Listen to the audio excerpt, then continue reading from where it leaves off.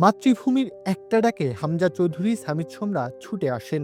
চোখে মুখে কেবলই লাল সবুজের জার্সি গায়ে চাপানোর তীব্র আকাঙ্ক্ষা। তারা বুক চিতিয়ে লড়াই করেন, জিততে না পারার আক্ষেপে সবুজ ঘাসে অভিমানী চোখের জল ফেলেন। আর প্রাপ্তির খাতায় জমা হয় কেবলই হতাশা। তারা হার মেনে নিতে বাধ্য হন সিন্ডিকেট নামক এক অদৃশ্য প্রতিপক্ষের সামনে। গোটা বাংলাদেশের একটাই প্রত্যাশা, এই হামজা সামিদদের নিয়ে এক অধরা স্বপ্ন ছুঁয়ে দেখার। গ্যালারি ভর্তি দর্শক কিংবা টিভি সেটের সামনে বসে থাকা মানুষের প্রতীক্ষা কেবল প্রতিপক্ষকে চুরমার করে দেওয়া একটা শটের, একটা গোলের, কিংবা হামজাদের মুখে বিজয়ের হাসি দেখার। সময় গড়িয়ে যায়, তবে সেই কাঙ্ক্ষিত মুহূর্ত আর আসে না। আসে এক অশুভ শক্তির বলয়, যা ভেদ করে আর বেরিয়ে আসতে পারেন না জামাল ভুঁইয়া কিংবা তরুণ ত্রাস জায়েন আহমেদরা। তাদের কেবলই বেঞ্চে বসে থাকতে হয়, দলের ভগ্নদশা দেখতে হয়। ম্যাচ শেষে হারের ক্ষত নিয়ে জামালকে বলতে হয়, আমরা শুরুর একাদশে খেলতে চাই।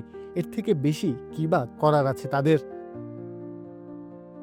সবাই বুঝতে পারেন ঠিকই, তবে কিছুই যেন করার নেই।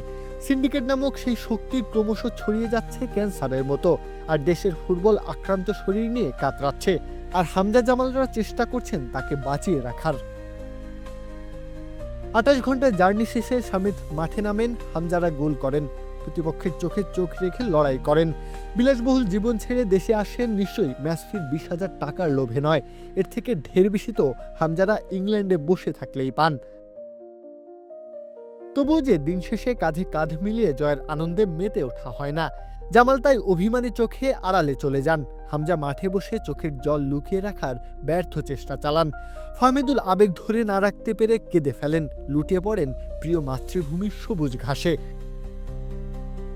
কখনো কখনো নিয়তি ছুরির তীক্ষ্ণ ফলার মতো বুকে আঘাত করে, কখনো কালো শক্তি ঢেকে দিয়ে যায় স্নিগ্ধতার হাসি। তাই তো সামিদ জায়ানদের লড়াইটা কেবল প্রতিপক্ষের সঙ্গে নয়, জামাল হামজাদের যে ডিফেন্ড করতে হয় সিন্ডিকেটের ধেয়ে আসা প্রবল জোরের শটকে। এই সিন্ডিকেটকে যে গোড়া থেকেই এবার উপড়ে ফেলতে হবে, ভাঙতে হবে মহাশক্তিধর এই দেয়াল।